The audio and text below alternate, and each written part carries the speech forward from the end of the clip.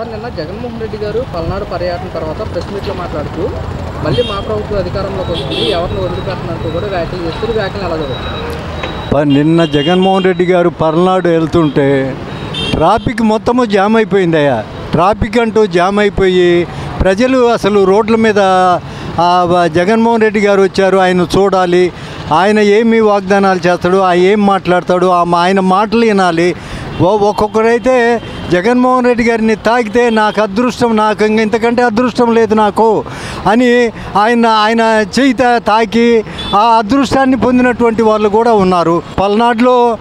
పల్నాడే కాదు, ఒక ఆంధ్రప్రదేశ్లో పొదిలిపోయినా పల్నాడు పోయినా ఎక్కడికి వెళ్ళినా జనసందోహాన్ని తట్టుకోలేకపోయారు. ఈ పోలీసు కూడా కంట్రోల్ చేయలేకపోయారు. ప్రభుత్వం ఏం చేస్తుంది? ప్రభుత్వం కాదు, ప్రభుత్వం ఏమీ చేయలేదు. ప్రభుత్వము వాళ్ళను కూడా అనాల్సిన అవసరం లేదు. పోలీసు ఎంతమంది ప్రజలను కంట్రోల్ చేస్తుంది? కంట్రోల్ చేయలేకపోయారు. పల్నాడు వెళ్ళిన తర్వాత ఆయన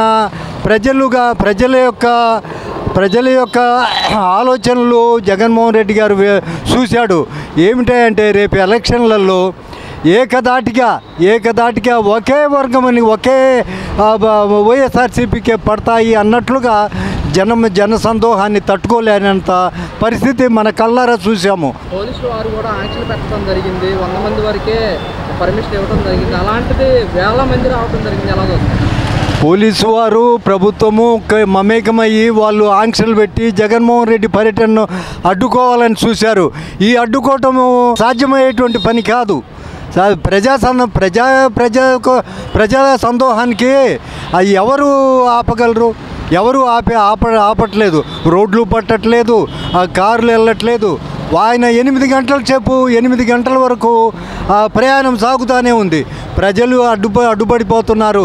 జగన్మోహన్ రెడ్డి గారిని చూస్తే మా జన్మ తరించింది అనేటువంటి నినాదంతో ప్రజలు ఆ రకంగా వచ్చేశారు.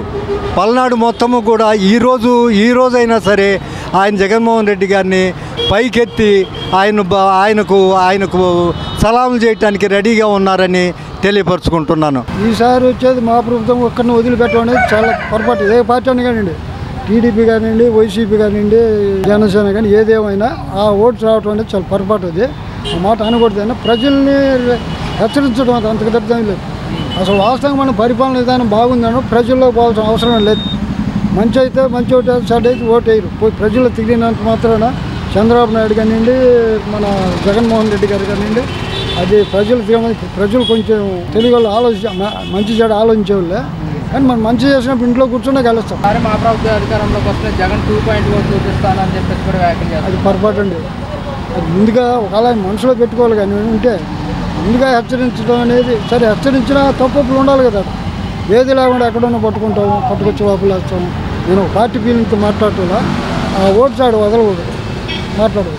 నిన్న జగన్మోహన్ రెడ్డికి 100 మంది వరకే పర్మిషన్ ఇవ్వడం జరిగింది. అలాంటిది వేల మంది రావడం జరిగింది. అలా ఏ ప్రభుత్వం ఉన్నా ప్రభుత్వం ఒక ఆంక్షలు ఇచ్చిన పోలీస్ వ్యవస్థ అనేది లా అండ్ ఆర్డర్ వాళ్ళ మాట మనం ఖచ్చితంగా పాటించాలి. వాళ్ళు చెప్పిన మాటకి పరిధి దాటి ఎక్కువ జనాభా చేసుకోవడం అనేది పొరపాటు. దీని మీద కూడా పోలీసు వారు చర్యలు తీసుకుంటామని చెప్పడం కూడా జరుగుతుంది. ఎవరైనా తీసుకోవాలి, వాళ్ళ ఉండే ఆర్డర్స్ వాళ్ళకు ఉంటాయి కదా, వాళ్ళు ఖచ్చితంగా తీసుకుంటారు. నేను సరే వాళ్ళ మీరు పోలీసు మాట చెప్పారు, నేను పాటించాలి. మీకు వ్యతిరేకంగా వచ్చేది ఖచ్చితంగా. నిన్న జగన్మోహన్ రెడ్డి గారు పల్నాడు ప్రెస్ మీట్లో మాట్లాడుతూ ఎవరిని వదిలిపెట్టేది లేదు, ఈసారి మా ప్రభుత్వం వ్యాఖ్యలు చేస్తారు. ఈ వ్యాఖ్యలు ఎలా చూడొచ్చు? వదిలిపెట్టేది లేదు అంటే ఇప్పుడు ఆయన అన్నది తర్వాత మారుతుంది పరిణామాలు. తర్వాత 3 ఏళ్ళు 4 ఏళ్ళు ఉన్నాయి. 4 ఏళ్ళ తర్వాత ఆ పరిణామాలు మారుతాయి.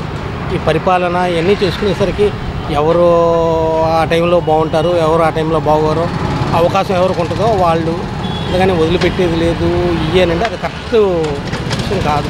అధికారులు మొత్తం కూడా అధికార పక్షానికి సపోర్ట్ చేస్తున్నారు అని చెప్పేసి కూడా అంటే ఎవరు ఇప్పుడు అధికారంలో ఉంటే వాళ్ళ వైపు కొంచెం న్యాయం, అంతేగాని అధికార పక్షం వాళ్ళ వైపు వీళ్ళ వైపు ఈ అధికారులు ఉండటమనే జరగదు. ఎవరు మన న్యాయబద్ధంగా చట్టబద్ధంగా ఎవరు ఏ రకంగా వెళ్తారో వాళ్ళ వైపే మ్యాక్సిమం ట్రై చేస్తుంటారు. వాళ్ళ ప్రయత్నాలు వాళ్ళు చేస్తారు. సంవత్సరం గడిచిపోయింది, ఇక 4 ఏళ్ళే ఉంది. ఈసారి మేము అధికారంలోకి వస్తాం, జగన్ 2.0 చూపిస్తామని చెప్పేసి కూడా అంటే ఇంకా ఇప్పుడు అన్నారు. తర్వాత పరిణామాలు మారుతాయి. పరిస్థితులు మారుతాయి.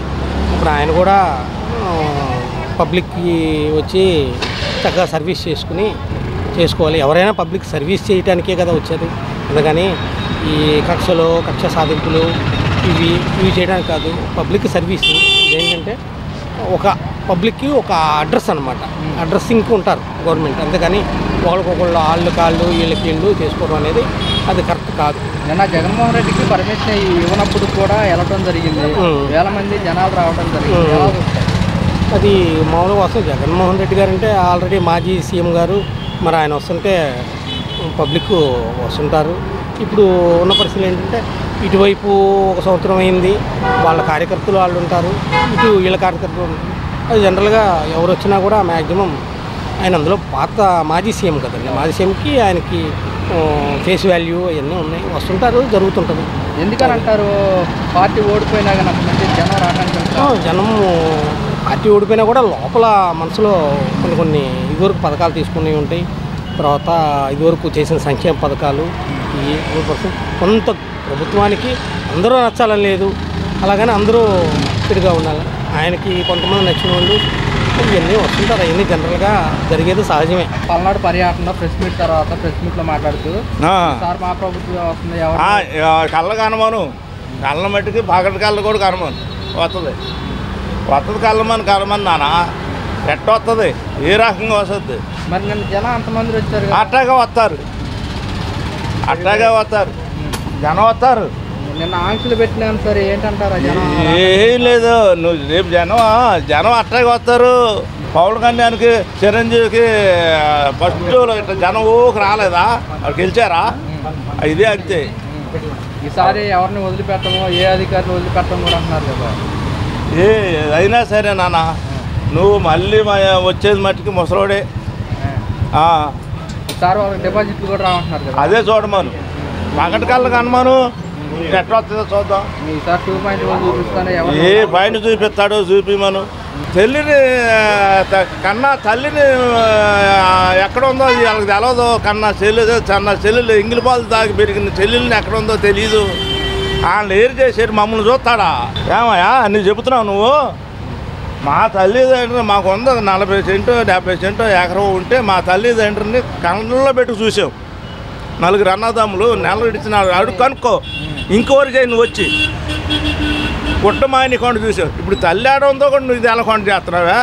మమ్మల్ని చూస్తావు నువ్వు. జగన్మోహన్ రెడ్డి గారు పల్నాడు పర్యటన తర్వాత ప్రెస్ మీట్లో మాట్లాడుతూ ఈసారి మా ప్రభుత్వం అధికారంలోకి వస్తుందని చెప్పేసి కూడా అంటున్నమాట. వచ్చే అవకాశం ఉంటుందంటారా? అది మా ప్రజలది ఎలా ఉంటుందో మనం చెప్పలేము, ఎందుకంటే నాడి లాంటిది. ఈరోజు ఒక 3 ఉంటుంది, రేపు ఇంకో 3 ఉంటుంది, చెప్పలేము. ఎవరిదో ఈసారి మా ప్రభుత్వ అధికారంలోకి వస్తే ఏ అధికారిని వదిలిపెట్టనని చెప్పేసి కూడా జగన్మోహన్ రెడ్డి గారు వ్యాఖ్యలు చేస్తున్నారు. ఆయన వాళ్ళ నాన్న ఎంతో సేవ చేశాడు, వాళ్ళ నాన్న వల్ల ఈయన వచ్చాడు. ఈయన ప్రభుత్వం బాగానే ఉంది, కానీ ఏం చేస్తుంది, జనాలు అలా వేస్తారు. మీరే చెప్తున్నారు జగన్మోహన్ రెడ్డి చాలా త్యాగం చేశాడని, మరి ఓడిపోవడానికి గల కారణాలు అంటే మీరేం చెప్తారు?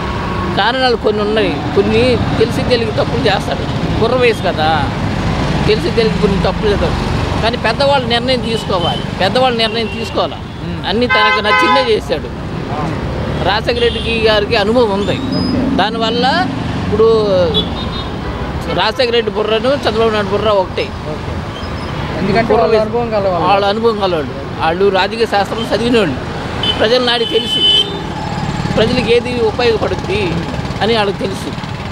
ఇంకా ఈ జగన్మోహన్ రెడ్డి కుర్ర వయసు కదా, తెలియదు. జనాలు డబ్బు ఇచ్చేస్తే ప్రజలు ఓట్లు వేసేస్తారు కదా, కానీ ఆ భారం మళ్ళీ ప్రజల మీద పడుతుంది. ఆలోచించండి మీరు కూడా, ఈ కరెంట్ బిల్లులని దానికని దీనికని పడతాయి, మరి వాళ్ళు ఎక్కడి నుంచి తీసుకొస్తారు? అంతే కదా, మనం కూడా ఆలోచించాలి కదా. అసలు నిజంగా నా లెక్క ప్రకారం అయితే ఓటుకి డబ్బులు తీసుకోకూడదు, అప్పుడు మంచి ప్రభుత్వం వస్తుంది. ఓటుకి డబ్బులు తీసుకోకూడదు, అప్పుడు మంచి ప్రభుత్వం వస్తుంది. ఈ డబ్బులు తీసుకోవడం వల్ల ప్రజలకి మళ్ళీ పన్నుల భారం మీద వీళ్ళ మీద వేయాల్సి వస్తుంది.